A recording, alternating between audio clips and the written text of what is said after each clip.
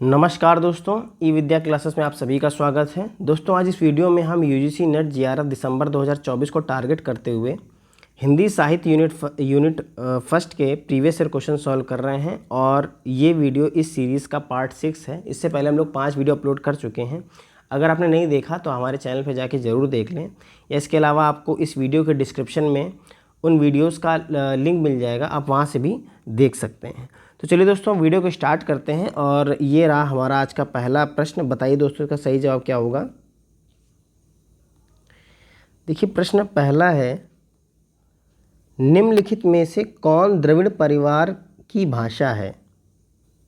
अब देखिए यहाँ ऑप्शन दिया है उड़िया, बंगला, असमिया और कन्नड़। देखिए नेट जून 2010 में पूछा हुआ प्रश्न है। देखिए पहला ऑप्शन है उड़िया। तो देखिए ये उड़िया है, ये द्रविड़ परिवार की भाषा नहीं है बल्कि ये भारतीय आर्य परिवार की भाषा है। भारतीय आर्य भाषा परिवार की, ठीक है, ये भारतीय आर्य भाषा परिवार की भाषा है। और उड़िया कहाँ बोली जाती है दोस्तों, तो ये उड़ीसा में बोली जाती है। कहाँ पर? उड़ीसा में। इसलिए हमारा आंसर नहीं है, ये द्रविड़ भाषा परिवार की नहीं है। बांग्ला भी देखिए, बांग्ला जो भाषा ये भी भारतीय आर्य भाषा परिवार की, और ये कहाँ बोली जाती है? पश्चिम बंगाल और बांग्लादेश में, ठीक है, बांग्लादेश में भी ये भाषा बोली जाती है, बांग्लादेश। इसलिए ये भी हमारा आंसर नहीं है। असमिया, देखिए असमिया भाषा भी भारतीय आर्य भाषा परिवार की है और ये कहाँ बोली जाती है? ये असम में बोली जाती है, ठीक है। लेकिन जो ये देखिए कन्नड़ है, जितने ये जो दक्षिण का भाग है वहाँ पर ये द्रविड़ परिवार की भाषा बोली जाती है, कन्नड़। ये द्रविड़ भाषा परिवार की भाषा है और ये कहाँ बोली जाती है? कर्नाटक में, ठीक है दोस्तों। तो ये इसका सही जवाब ऑप्शन नंबर डी बिल्कुल सही है। बढ़ते हैं अगले प्रश्न की तरफ। प्रश्न संख्या 52। बताइए इसका सही जवाब क्या होगा। किस क्षेत्र की बोली को काशिका कहा गया है? बताइए दोस्तों, किस क्षेत्र की बोली को काशिका कहा गया है? पहला देखिए बैसवाड़ा। अब देखिए बैसवाड़ा जो है ये अवध क्षेत्र की बोली है। कहाँ की? अवध क्षेत्र। ये अवध क्षेत्र की उपबोली है, ठीक, अवध क्षेत्र की उपबोली है। और देखिए दोस्तों कहाँ बोली जाती है, तो उत्तर प्रदेश के रायबरेली जो है हमारा ज़िला, वहाँ पर ये बोली बोली जाती है। इसके बाद देखिए आरा भोजपुर। अब देखिए आरा भोजपुर है जो बिहार के भोजपुर में बोली जाती है, ठीक है, ये वहाँ है बिहार के भोजपुर में, बिहार के भोजपुर की भाषा है, ये बोली है भोजपुर। अब देखिए बनारस। देखिए बनारस है बिल्कुल सही जवाब, क्योंकि बनारस का प्राचीन नाम था काशी। क्या था? काशी। तो इसीलिए देखिए किस क्षेत्र की बोली को काशिका का, काशी का बोली कहाँ की है? वो काशी की है, यानी बनारस। ऑप्शन सी बिल्कुल सही है। और अगर मगध बात करें तो मगध जो है दोस्तों वो ये भी दोस्तों कहाँ? बिहार के आसपास का क्षेत्र है, जहाँ पर बिहार भाषा की बोलियाँ बोली जाती हैं, यानी अभी हमारा आंसर नहीं है। तो ये देखिए तीनों ऑप्शन ही गलत है। ऑप्शन नंबर सी बिल्कुल सही जवाब है। बढ़ते हैं अगले प्रश्न की तरफ। ये रहा दोस्तों प्रश्न संख्या 53। बताइए इसका सही जवाब क्या होगा। साहित्यिक अपभ्रंश को पुरानी हिंदी किसने कहा था? साहित्यिक अपभ्रंश को पुरानी हिंदी किसने कहा था? अब देखिए दोस्तों पहले तो अपभ्रंश के और नाम जानिए। देखिए अपभ्रंश के अन्य नाम, अपभ्रंश के अन्य नाम, अगर अन्य नामों की बात करें आपको पहले पता होना चाहिए, तो इसे बोलते हैं, देखिए अपभ्रंश के अन्य नाम में आता है सबसे पहले ग्रामीण भाषा। इसे क्या बोलते हैं? ग्रामीण भाषा बोलते हैं। ग्रामीण भाषा, देशी भाषा, ये सब विद्वानों द्वारा दिए गए हैं। अवहंस भी बोलते हैं, अवहंस, ठीक है, अवहंस। आभीरों की भाषा, क्या बोलते हैं? आभीरों की भाषा, आभीरों की भाषा। आभिरोक्ति भी बोलते हैं, आभिरोक्ति। ये सब अपभ्रंश के नाम हैं, ठीक है। अब अगर हम बात करें देखिए दोस्तों कि ये जो आभीरों की भाषा का, ये आभीरों की भाषा, तो ये दोस्तों कहा है आचार्य दंडी ने। क्या किसने कहा है? आचार्य दंडी ने, ठीक है। बहुत ही महत्वपूर्ण तथ्य आपसे पूछे हुए हैं पेपर में, इसलिए मैं आपको बता रहा हूँ। देखिए अब यहाँ पे अभिरोक्ति और देश भाषा किसने कहा है, या अगर थोड़ी सी जगह लेकर मैं बताता हूँ आपको। बात करें अभिरोक्ति, अभिरोक्ति और देश भाषा, देश भाषा ये किसने कहा है, तो ये दोस्तों कहा है आपके भरत मुनि जी ने। किसने कहा है, भरत मुनि ने। भरत मुनि ने इसे कहा है, अपभ्रंश को अभिरोक्ति और देश भाषा कहा है।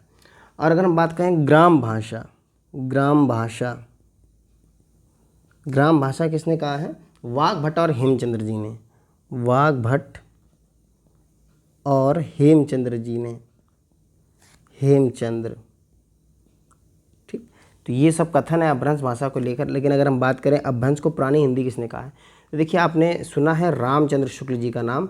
जो रामचंद्र शुक्ल जी हैं उन्होंने सबसे पहले इस पर गहन अध्ययन किया और हिंदी साहित्य के इतिहास को विभिन्न युगों में बांटा। तो इसी क्रम में ही जब अपभ्रंश का अध्ययन कर रहे थे तो तभी उन्होंने अपभ्रंश का नाम क्या रखा था, पुरानी हिंदी दिया था। क्या दिया था, पुरानी हिंदी। और आपको याद होगा चंद्रधर शर्मा गुलेरी ने भी इसका नाम क्या दिया था, पुरानी हिंदी। यानी ऑप्शन नंबर यहाँ पर ए बिल्कुल सही जवाब हो जाएगा। रामचंद्र शुक्ल ने साहित्यिक अपभ्रंश को पुरानी हिंदी कहा था। ऑप्शन ए बिल्कुल सही जवाब। बढ़ते हैं अगले प्रश्न की तरफ। ये रहा दोस्तों क्वेश्चन नंबर 54। बताइए इसका सही जवाब क्या होगा।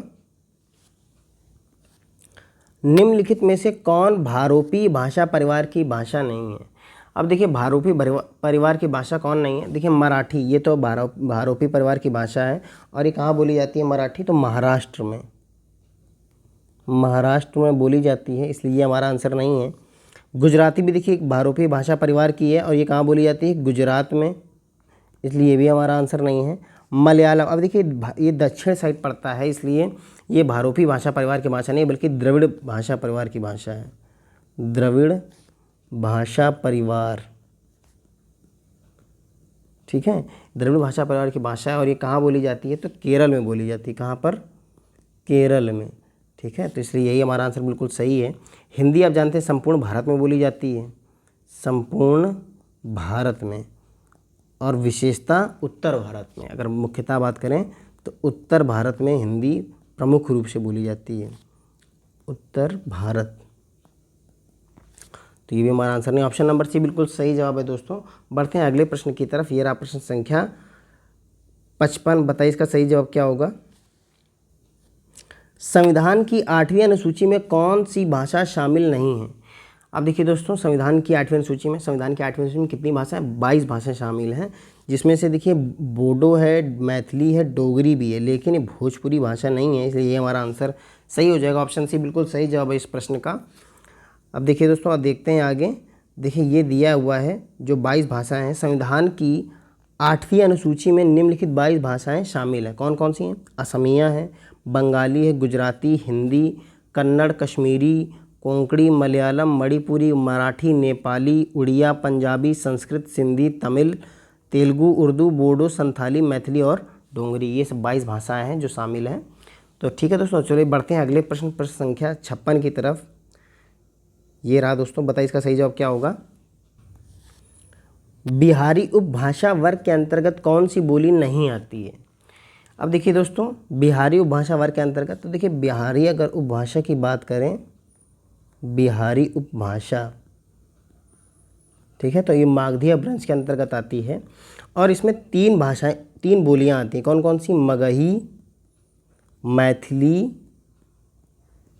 और भोजपुरी, ठीक है, 3 बोलियां आती हैं, भोजपुरी। अब देखिए दोस्तों भोजपुरी आती है, मगही आती है, मैथिली आती है, लेकिन ये बुंदेली नहीं आती है बिहारी उपभाषा के अंतर्गत।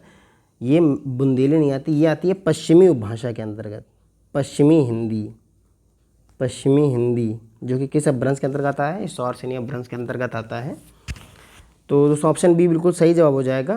तो देखिए बढ़ते हैं दोस्तों। ये देखिए अगर हम PDF में देखें तो ये देखिए दोस्तों जो आपकी बुंदेली है ये पश्चिमी हिंदी उपभाषा के अंतर्गत आती है, पश्चिमी हिंदी उपभाषा के अंतर्गत आती है, जो कि सौर सेनी अपभ्रंश के अंतर्गत है बुंदेली। और देखिए कहाँ कहाँ बोली जाती है, तो देखिए दोस्तों ये अगर मैं आपको दिखाऊं तो देखिए झांसी, जालौन, हमीरपुर, बांदा, छतरपुर, सागर, ग्वालियर, भोपाल, ओरछा, नरसिंहपुर, सिवनी और होशंगाबाद, इन स्थानों पर बोली जाती है बुंदेली, ठीक है।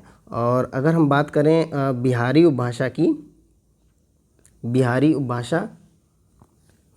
तो देखिए दोस्तों, ये जो बिहारी उपभाषा के अंतर्गत भोजपुरी, मगही, मैथिली 3 बोलियां बोली जाती हैं। तो भोजपुरी देखिए उत्तर प्रदेश में वाराणसी, गाजीपुर, देवरिया, बलिया, आजमगढ़, महाराजगंज, मऊ, चंदौली, संत कबीर नगर, सोनभद्र, कुशीनगर, जौनपुर, मिर्ज़ापुर, बस्ती ज़िले का पूर्वी भाग, बस्ती ज़िले का यहाँ पर बोली जाती है। अगर बिहार की बात करें तो बिहार में छपरा, सिवान, गोपालगंज, भोजपुर, भभुआ, रोहतास, सासाराम, मोतिहारी, पूर्वी चंपारण, पश्चिमी चंपारण, और झारखंड में रांची और पलामू में ये बोली जाती है। अगर मगही की बात करें तो बिहार के पटना, गया, मुंगेर, जहानाबाद, नालंदा, नवादा, जमुई, शेखपुरा, औरंगाबाद, लखीसराय और भागलपुर में बोली जाती है। अगर झारखंड की बात करें तो पलामू और हजारीबाग में ये बोली जाती है।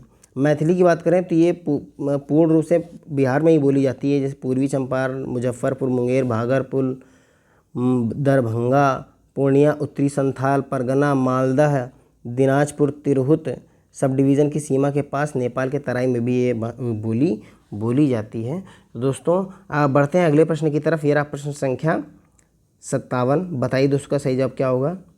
दोस्तों अगर आपको हमारी वीडियो अच्छी लग रही हो तो वीडियो को ज़रूर लाइक करें, कमेंट सेक्शन में ज़रूर बताएं वीडियो कैसी लगी, और अपने दोस्तों के साथ भी शेयर करें। अगर आप हमारे चैनल पर नए हो तो चैनल को ज़रूर सब्सक्राइब कर लें, ताकि हम आपके लिए एक से एक बेहतर कंटेंट लाते रहें। तो चलिए दोस्तों, आप हमारा भी ध्यान रखें।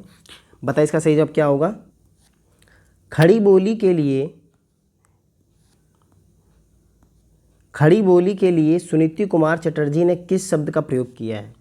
अब देखिए दोस्तों, सुनीति कुमार चटर्जी ने किस शब्द का प्रयोग किया है, तो वो किया है जनपदी हिंदुस्तानी का। किसका किया है? जनपदी हिंदुस्तानी का।